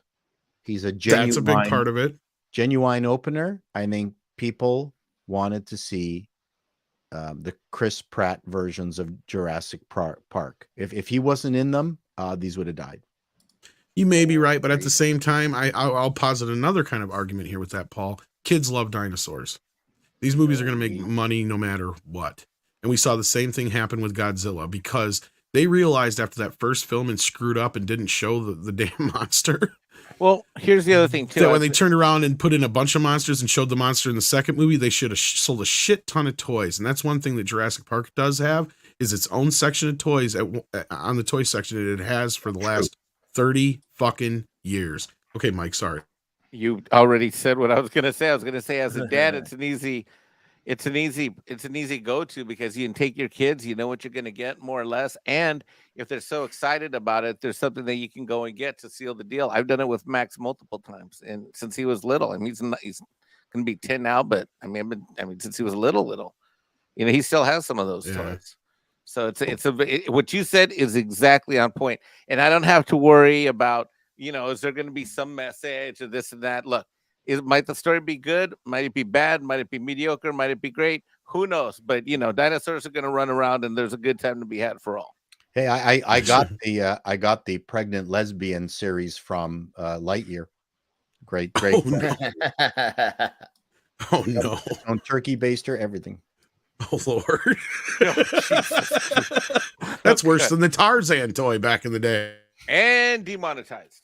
Yeah. But no, like, I'm thinking of stuff like Terminator. We can say anything we want. Oh, we can. Terminator Yeah. We should have can't. been I'm totally 2 movies. kidding. We don't Demonetized is just a joke. Don't worry That's about a it. joke for us. We do not care on this show. You can say Yeah, we can say just about anything. anything. But I'm trying to make them funny and offensive. Like, That's not good. just offensive. Well, one or the other is fine, but yeah. But like, I'm talking more about like Alien, Terminator, Predator even seems to be one lately that, you know, yeah, it has potential for a franchise, but it just hasn't exactly tapped into that potential. And that's what I feel like, is there's a lot of these movies that they keep trying to turn into franchises that aren't. So even though I think Colin may have a bad take on the Jurassic Park franchise, especially considering it's what's paying your bills right now. Well, has anything new come out that anyone would think is now franchisable? As far as like a kids or family or, you know, multi-level, no, but John Wick. Oh, John Wick. Okay, but that's now getting long in the tooth. Yeah, that's roughly a decade old Fourth already. movie coming in March. Other than that, no, you've had just little subtle like franchises sprout up, but nothing outside of the Conjuring franchise, which people overlook all the time because that is one of the most successful modern franchises. It pumps more money than you can believe. You've got your Fast and the Furious, but again, that's another one that's already 20 plus years old or Are we whatever. still 20 suffering under the COVID malaise? I don't think we've been suffering under that for a while. I mean, considering that you had not only just Spider-Man but Top Gun doing gangbuster numbers. Okay, no, I was just wondering from a creative point of view in terms of coming out with. Well, I mean, there's so many things that you could talk about. Number one, the superhero movies have killed the French Connection movies, the Serpico movies, the Annie Hall movies, and we talked about it online, kind of the interesting adult Godfather. No one's going to ever make a Godfather again. Oh no, never. No, don't test them. I hope they don't, but don't test them. No. I mean, not remake. Just make another movie with that level. That kind of sophistication. Yeah. Well, not just sophistication, but probably even cultural impact. Unfortunately, accessibility too. That's the other part. Godfather is a very accessible story to get lost in. I think the problem with that is a lot of the movies you're talking about, Paul, that would have that potential are generally delegated to streaming. Yeah, and that's too bad. I mean, but even in streaming, you won't see something as good as Shampoo. That was a fun movie. I don't know. There's been some stuff, but it's like there's been so many things I've seen that I'm like, God, why isn't this in theaters? Like Beavis and Butthead this last year. I'm like, I would have died to have seen that in theaters. Yep. And they could have put a little bit more money in it. I mean, you got things like The Offer that are amazing. Now, I wouldn't turn that into a movie. That works best as its miniseries. But there's the connection to The Godfather there. But no, I think that Hollywood is just reaching one of those points, kind of like they did in the 60s, where they're floundering. They don't know what to do. They're spending ungodly amounts of money, in this case, on superhero movies. Then it was, bloated westerns, musicals, and stuff like Cleopatra, costume. Historical epics, yeah. Historical epics, And in this case, the costume epics are just the superhero movie, whatever you want to call it. And they don't have a lot of the mid-level like then. They didn't do the smaller level shit like they did by the big studios. That was left to be done by the smaller production houses and other things like that, and television.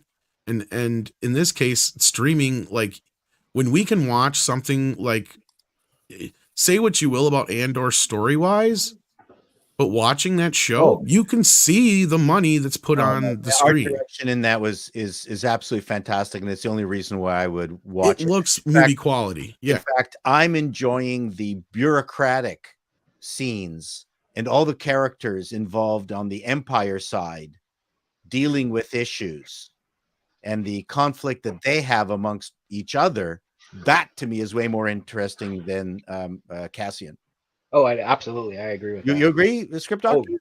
Oh yeah. I mean, like, there's the fact of the matter is you're dealing with an empire that has had a rule for around 15 years, and all of a sudden they're starting to see cracks in the system, and now they have to deal with it, and they each have their own different approach to it, and they've all been in kind of to quote like what was said in the pilot, is like they're kind of arrogant, so now they have to kind of deal. Some of them are dealing with their own arrogance, and some of them are just doubling down into it to say that, no, we're the Empire. We can't have any flaws or anything of this nature. Like that one guy who's like, yeah, you're not. I'm not giving you the manifest or whatever of my thing. And she's just like, well, there's a threat here. There's a pattern. We should do something. And the guy's like, well, unless you have evidence. Like, I love that dynamic where she's saying your argument may be valid, but you have nothing to support it. Right. And if you don't have anything to support it, I can't abide by him sharing that information with you.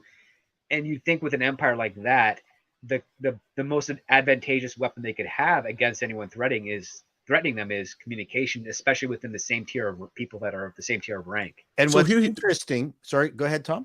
Go ahead. No, finish your thought. What's really interesting about the bureaucracy is that you got a whole bunch of people with wants, and they're driven, and they're going for it, as opposed to these fucking anti-heroes or like Cassian, who has to be convinced to go on a fucking adventure by Lothian or whatever his name is. Skarsgård.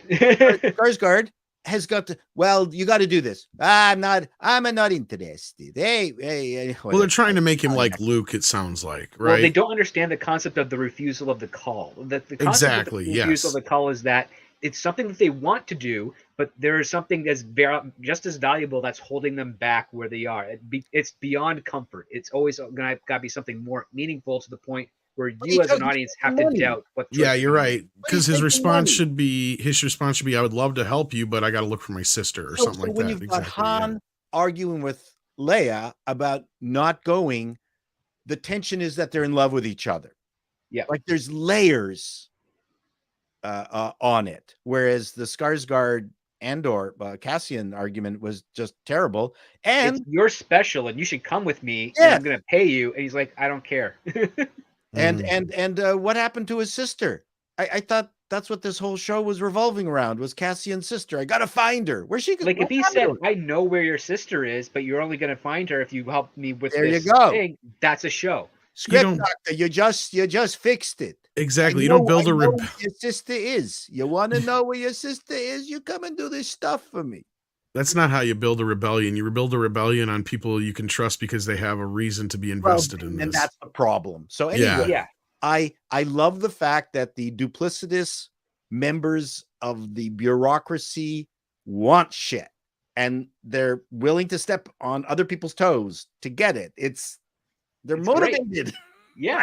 It's great because if they screw up, everything's going to hit the fan. Correct. And it's going to have a cascading effect. And if they succeed, everything's going to hit the fan for the rebellion. Like, you want to have that aspect of it. The one thing that bothers me, and I don't blame the actress at all, is the woman playing Mon Mothma. Yes. She's a fine actress, but the thing is, one of the things that everybody I knew that encountered that one scene of Mon Mothma in Return of the Jedi is that the way she spoke had such an elegance to it, and the way that she had like the sh pronunciation on a lot of the S words that gave it kind of like a status was really impactful. It separated her from all the other characters, and the actors that they bring in doesn't have that gravitas, doesn't have that. Who's the husband? Like, why is that husband such an asshole? Like, I don't get their relationship at all. I don't know. I don't even understand why. If anything, he should be one of the other coordinators of the rebellion with her. That's because it's Nancy Pelosi, not my mom. Well, I don't see that yet. I know, but that's what they say. That's what they're saying, not me. That's what Gilroy said. Well, Gilroy's not Gilroy. Well, here's the thing. I have not watched the 4th episode yet. It sounds like you've seen it, Script. Sounds like you've seen it, Paul. I know Six has seen it. The 4th episode should have been the pilot, essentially. Yeah, with a little bit of the third. The end of the third was good. Now, I don't know if Nick or Mike have seen it yet either, but I've been putting it off because I'm afraid it's going to go downhill. Because I actually didn't hate the first 3 episodes. Because I don't know, Six, did you like it or not? You were asking me if I saw it, but I don't remember if I got kind of from you if you really enjoyed it or not. I really did enjoy it. Yeah.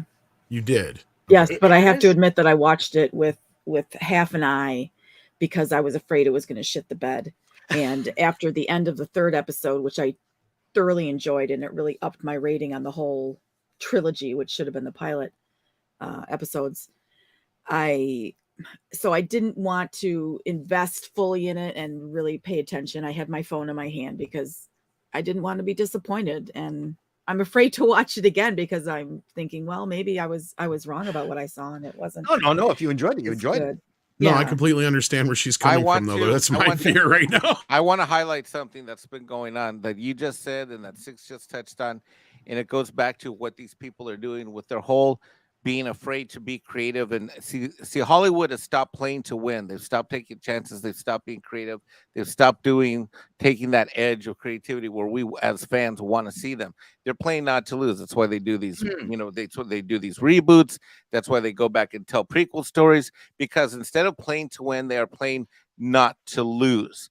Now, what we've now seen is it's now come full circle where we as fans now are watching, instead of with bated breath of excitement, with bated breath of potential disappointment. And that's because what is in their heads that ends up getting greenlit now plays out in us. And that makes us decide that we do and don't want to watch anything. If you could have told me 2 years ago, even maybe even a year and change ago, that something would come out in Star Wars and I would not immediately run to go and watch it, I'd say you're out of your mind. No way, no how. But yes, that's where I'm at. It's been out. I completely forgot about watching it. I mean, you know, I think they're really relying too much on the brand to bring people in. Yeah, it's a crutch. They're not That's writing it obvious. as saying like, would this sell if it wasn't Star Wars? Because that's kind of what Empire was written like. Is could this sell if this wasn't Star Wars? And then they kind of made it. That was one of Irvin Kershner's requirements. Like, I have to make this my own movie. It has to. It can be Star Wars, but it can't feel like it's a retread of the first Star Wars. And then that's kind of what you do with a franchise is you inject a concept that complements the franchise, but at the same time is good enough so that if it didn't have the franchise, it could still stand on its own and gain a fan base. Like that should be the goal.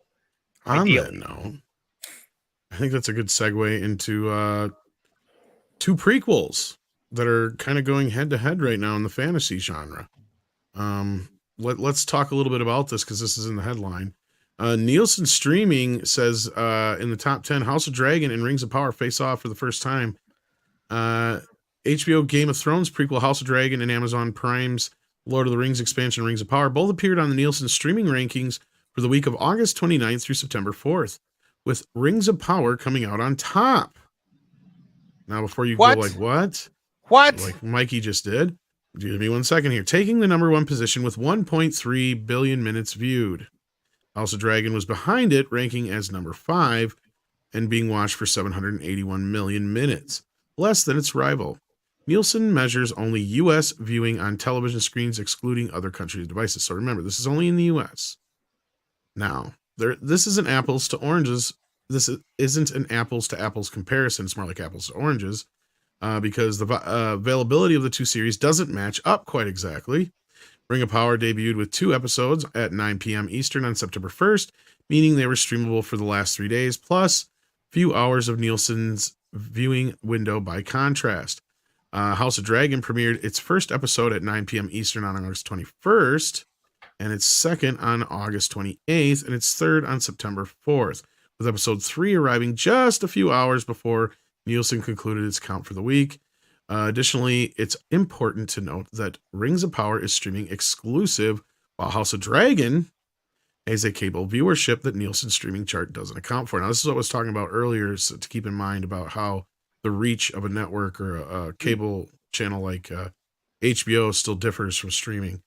As such, the August 29th through September 4th viewing window does primarily match up both series' first 2 episodes against each other, and both series have roughly hour-long episodes, but the fact of the streaming exclusivity for Rings of Power is a solid advantage. The contingent of House of Dragon viewers watching the show on cable is sizable. For example, per Nielsen, 3.2 million of the 9.9 million viewers on premiere night for House of Dragon were watching the HBO channel. That's roughly 1/3 of the viewers. But still, House of Dragon had the advantage of the first 2 episodes being available to watch throughout the entire week. Plus, the small window availability for episode 3 shouldn't be ignored. For example, when episode 1 of the series premiered at the tail end of the Nielsen August 15-21 window, it didn't make the chart, but it still clocked in 327 million minutes of streaming viewing in its first few hours on HBO Max. It's quite a bit. Charting higher than House of Dragon this week was its predecessor, Game of Thrones, which took the number 3 position for the second week in a row with 792 million minutes of streaming viewing, thanks to fans rewatching the series as it returns to the zeitgeist. Therefore, combined with the 781 million viewing minutes of the prequel as a franchise, Game of Thrones does have Lord of the Rings bait. Though, of course, the latter doesn't have the benefit of a long-running series preceding it. The Nielsen Streaming Top 10 is the first third-party viewership data to be released about Rings of Power. Previously, the only information available about its audience was Amazon's self-reporting that the series had reached 25 million global viewers in its first day.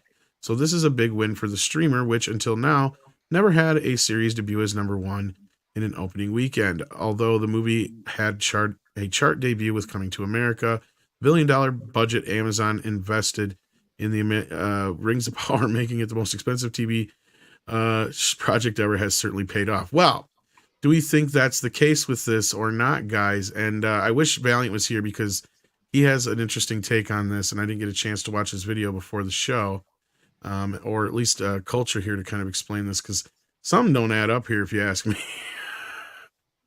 in comparison. Because well, I can tell you right off the bat, just I haven't seen Valiant's video. Like, I'm sure it's excellent, but I can tell you just from your read of this article, where in here do they account for HBO's linear? Like I saw like on cable and stuff, and people that are watching it there. That's the thing. They had like 10 million in that first night. So on that's not factored into this shit because that's not streaming. So where's those numbers?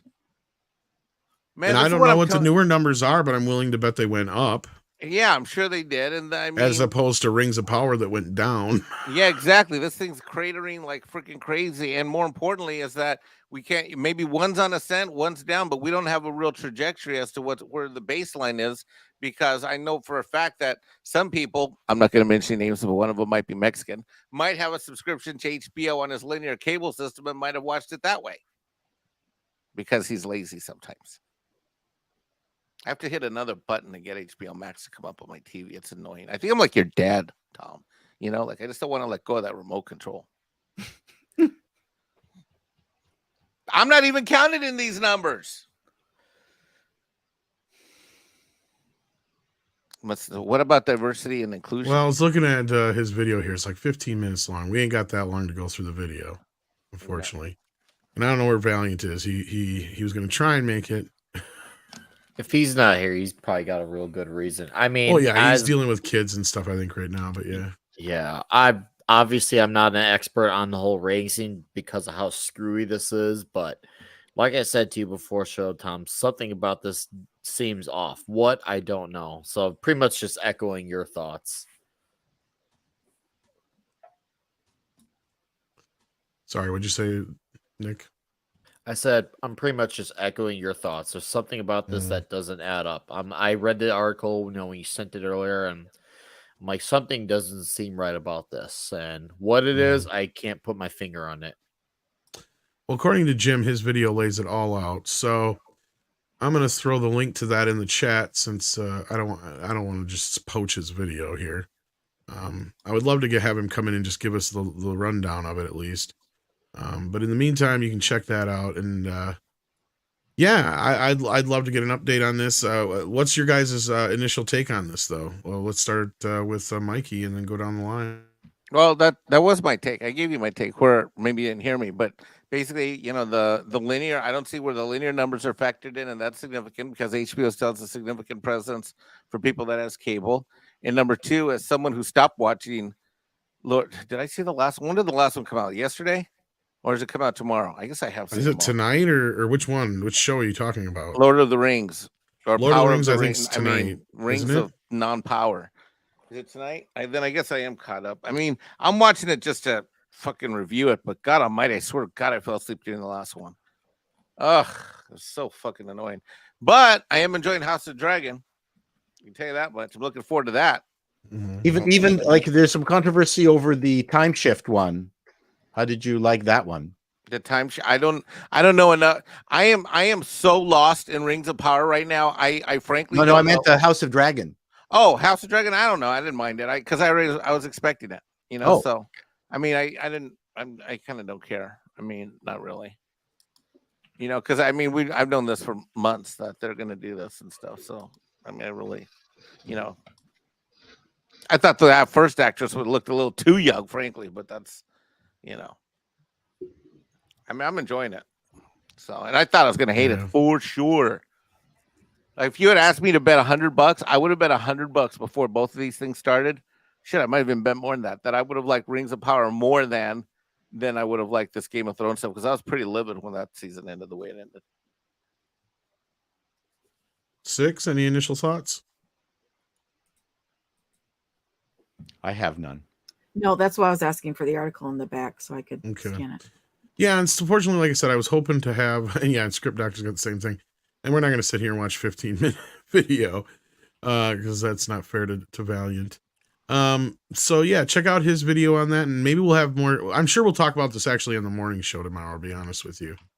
I mean, this is pretty, this is the best angle of marketing that they possibly could get their hands on since this whole debacle started, frankly. because it's been all doom and gloom from get go. So I mean, even though I think it's completely inaccurate and a bunch of horse shit, I mean, it's but we'll see. Let's update these numbers in a month and see where they went. But we got to include the linear. Yeah, because Parrot Analytics was telling me that She-Hulk was more popular than Rings of Power. So, well, I'm not popular sure or frequently talked about. That's not necessarily the same thing. I know. I'm being facetious, obviously. But yeah, we got a couple more super chats here. ActionCom says, but who are these guys? Why would a network devote airtime to them? What did they bring to the table, and why were they so popular? I'm not sure who you're referring to exactly. Like the Elviras and stuff? Maybe.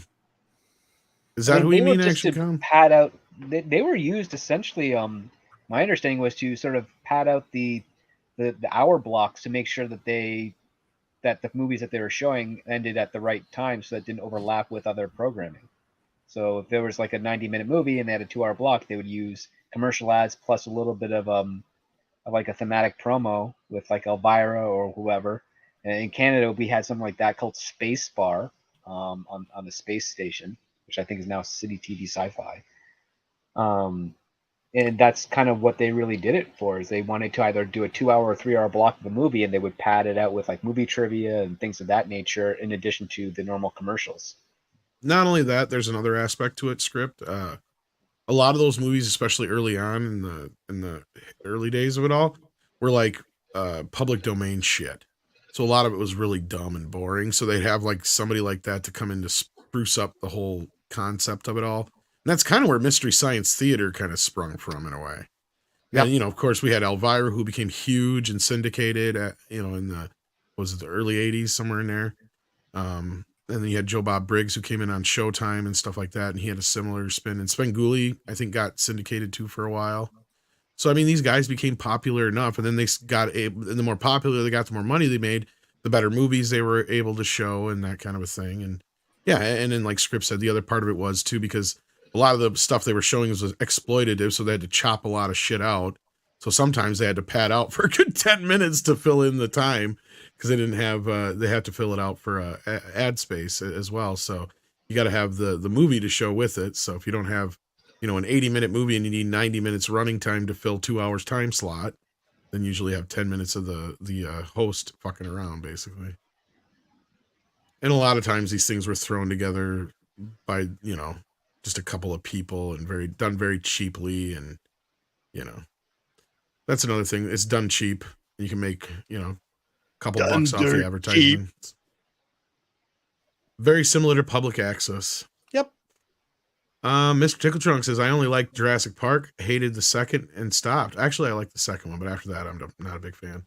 If those morons just make dinos fight one goddamn robot, they'd have me back. Jurassic Rim Job. I'm not against that idea. Nasir Unlimited has been a member for 2 months at the maximum effort puppy level and says Jurassic Park World likely keeps getting milked because of rides at Universal. That helps too. And Universal's a big thing. Dr. Dragon says, who's been a member for 2 months, says, here's to you guys and many more for the best entertainment news after dark and MEAD in the morning. It's actually just Midnight's Edge in the morning, but thank you for that. And then we got Magitech Mag sending in 20 whopping dollars. Holy cow, thank you for that. Says, look at this awesome panel. Hail to Tom, 6, Mikey, Paul, Script, Nick Weiser, awesome mods, and the best chat. Well, thank you, Mags. We appreciate that. Hail, Mags. And we got Huron of Alexandria, who sends in another one. Thank you so much. It says, I recommend the Borgias. If you like history, I'm saying that wrong. Borgias. If you like historical drama, Jeremy Irons is amazing in it, and I know who Jeremy. Yes, he is. The actor who plays Caesar, really Caesar, yeah, because it's about the Vatican, essentially, right? If I'm not mistaken. Yep. Or something of that nature. Yeah. He just wanted me to say rim job. Of course you did, Mr. Tickle Trunk. Of course you did. And with that, we are caught up. And normally I wouldn't rush to finish, but Comics Division has moved up his show now. Is this a permanent thing, Nick, or is this just until Rings of Power is done, or what's going on? I personally think it's a a permanent thing because I know like his shows have been getting a lot longer, and as they've been getting a lot longer, it's been having everyone stay up a little later. And this is a way of not trimming the show down, but without, by starting it earlier and still having the time, go on as long. Because now, if you remember, Yelling at Parkhurst and TNT used to start for around 2 hours, but now they've been going anywhere between 3 and 4 hours. So this is his way of keeping the time going, but without not have everyone be late for the show. So I have to think this make me fucking start on time now. Thanks a lot. Otherwise, we got to rush to the end of the show here because I don't go. Mind. Yeah, well, thank you, Paul, for being here. Magitech Mag says, Mikey, please stay safe. Please send updates with the storm and stuff. Hello, hopefully, I will. Thanks, Mags. Love you. And then Paul said hello to you 6 earlier while you were away, so I think he wants to actually say hello. As I said, you've seen him in the back quite a bit, but never in the front.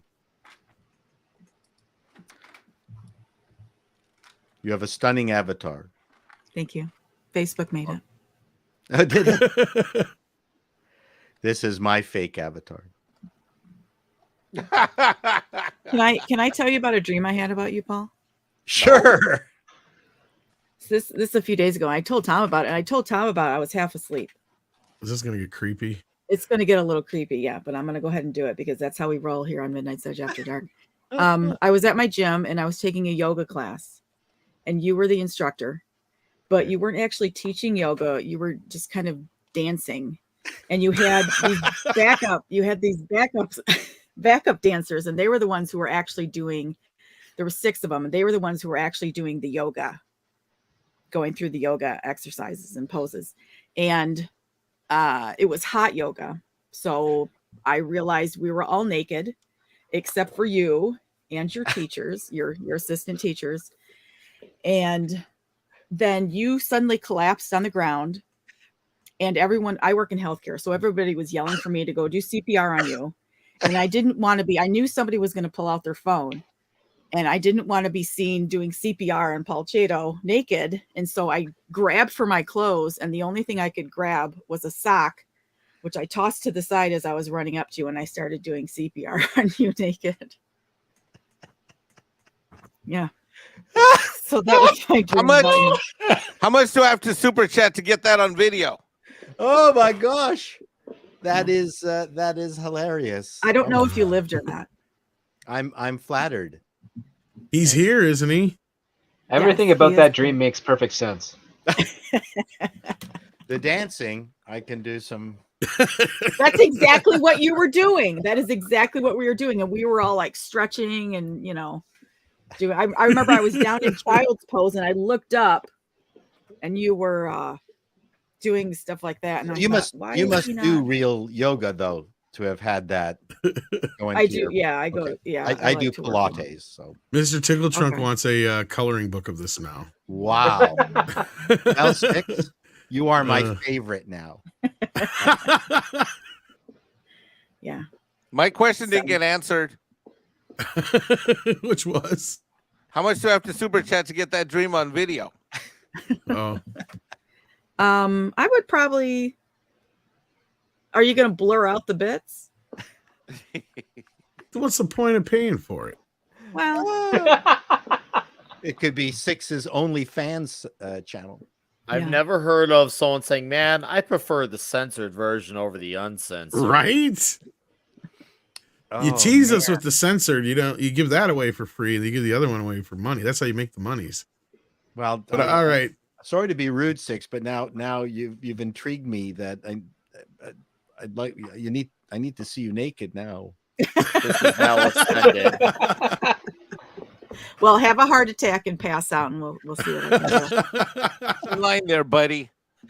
I was gonna say you might go out happy man that way. Well, if I had a sock, then I'd know where. Well, here's how it works: you look at me naked, that'll give you the heart attack, and then Six comes out, and then there you go. I think there you go. Well, does anybody have anything? Does anybody have anything to plug before we go? Check out the Reboot show on Hulu or Disney Plus, depending on where you are. Yeah, the 4th episode is out now. I haven't watched it. I'm going to do it. I was going to do that tonight, but then I got seconded into this. Mm-hmm. Did anyone watch the first? Did anyone watch the first episode of Interview with the Vampire that dropped today? No. It's a show? Yeah. It's Oh. on AMC Plus. Oh. Does it feature John Hamm? No, sorry. No. No, No, I but didn't. Confess Fletch does, and that was all right. Ah. No, I knew it was coming, but I haven't seen it yet. Yeah. I It's don't know not if I'll good. check it Is out. it any good? No. No, it looks stupid from the trailer. It's wokeified and modernized. Well, not modernized, but like in modern sensibilities, let's say. Yeah, if you already subscribe to it, I would recommend checking it out just so you can say you tried it. And ActionCom says, Chato, this is what taking your shirt off started. Yeah, I know. You're not wrong. No, You're not wrong. Yeah, I know. Nothing bad with John Hamm starring in it, but nothing bad ever comes from anybody taking their shirt off, though. Just remember that. That is an honest to God truth. And with that, did anybody have anything else to promote? This will take you straight to TNT after the stream here, guys. So tomorrow at 5:00, I'm going to be hosting a 2K subs party with Loki on his channel instead of the late night show. I'll put the info up on Twitter, and that's assuming I survive the hurricane, which I'm sure I will. I hope so. good luck for all the hurricane sufferers out there. Yeah. And Nick, I think you and I will be on TNT, right? Yes, sir. All right, so join us there. And flew shortly. I'll message it to you as soon as I get it. I think I got it already. So he sent it to me already. He made sure he did his duties as producer. Oh, I got it too. Turns out I got it too. Okay, perfect. All right, we got to get rolling. So we'll see you guys over there. I'd care of like to yourselves. promote Yes. Jedi Bill's 50th birthday celebration, yes. which is going on right now. I'm Oh, is gonna it? post the link. Yep. He started, I think, right before the show did. Well, I was on his Rocky Horror thing for a little bit last That night was too. that was karaoke. This is just his birthday. regular stream. Okay. Yeah. All right. so- Well, check that out too. If not, and until then, anything else before I hit the button? No. Hitting the Thank button. you for being here, everybody. Thank you, Paul, for hopping in. We love you, Oh buddy. yeah, I probably won't be able to be around tomorrow, but send me a link. Yep. I'll see whether I'm in the RV heading off. Nice to problem. meet you, Chato. Keep killing with those videos. I watch them, by the way. Thank you, Nick. It's very sweet of you. I very much appreciate it. You're worth 5.6 cents. So Yes. Yes. Thank you all for watching, and thank you all on the panel for being here. Take care of yourselves.